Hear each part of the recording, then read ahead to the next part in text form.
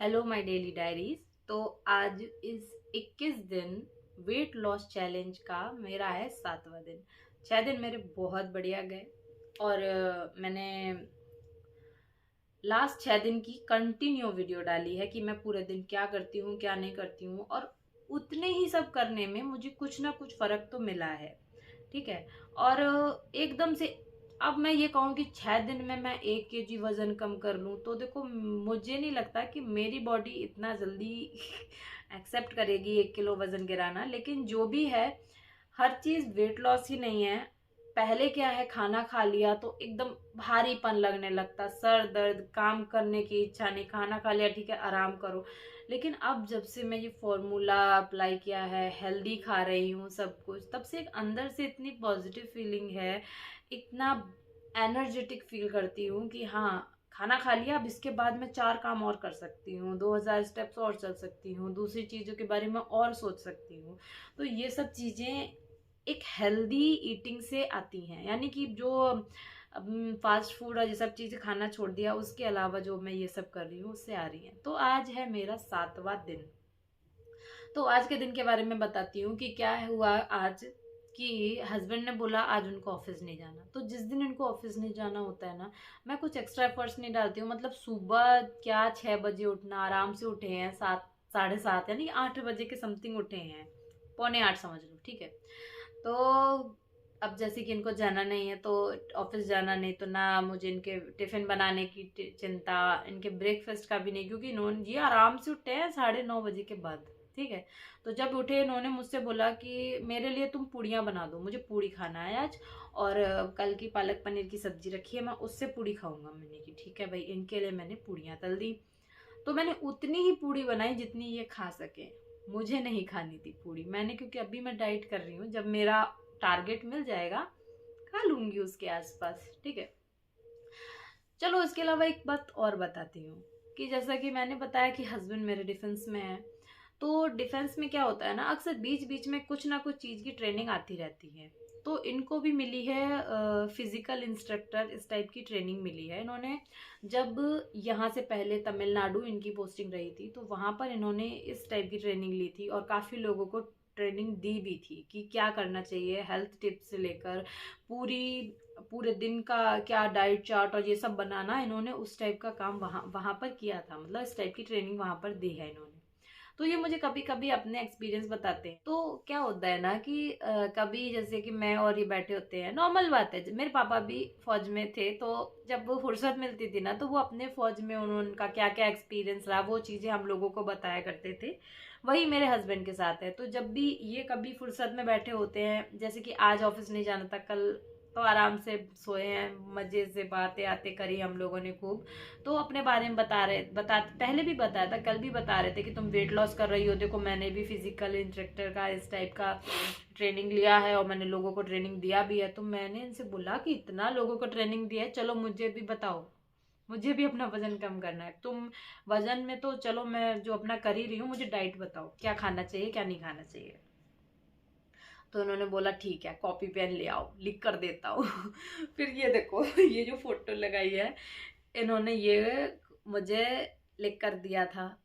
भाई आपको समझ में आए या ना आए, लेकिन मुझे भी नहीं आया समझ में।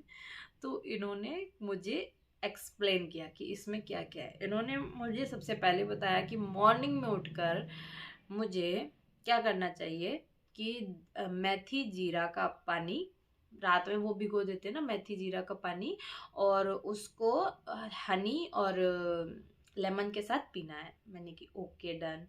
सेकंड मील में उन्होंने कहा ब्रेकफास्ट में तुम्हें ओट्स लेने हैं, और या तो तुम स्मूदी ले सकते हो, या उससे दूध के संग नहीं जो ओट्स बनाते हैं वो लेना है। मैंने ओके ठीक है।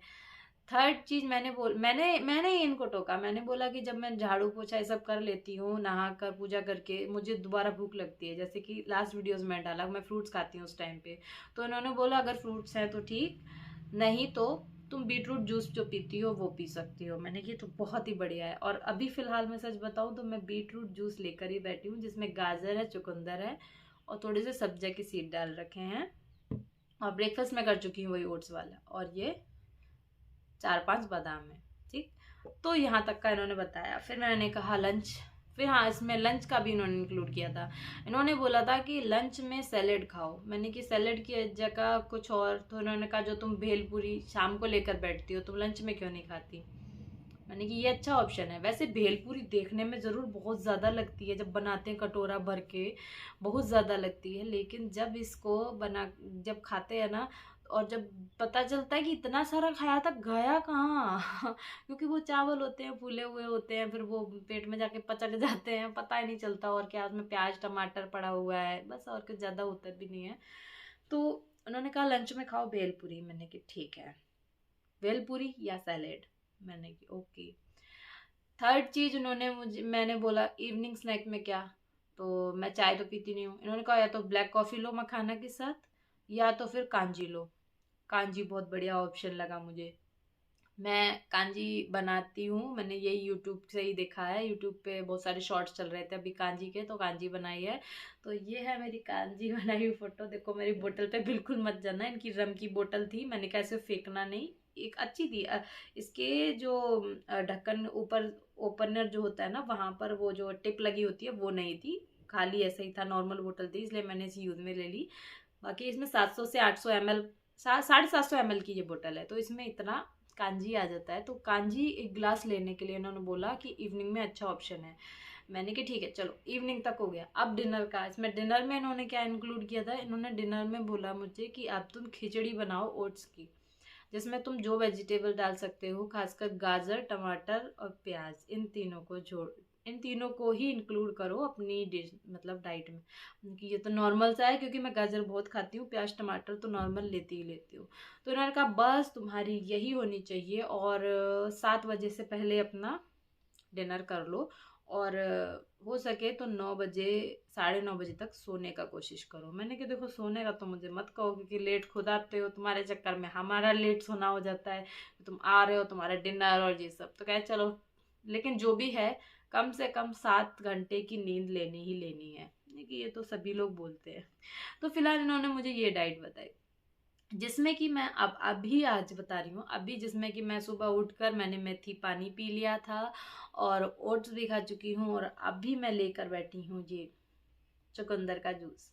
बहुत से लोग ये कह सकते हैं कि हमें चुकंदर का जूस पसंद नहीं है, ये अच्छा नहीं लगता।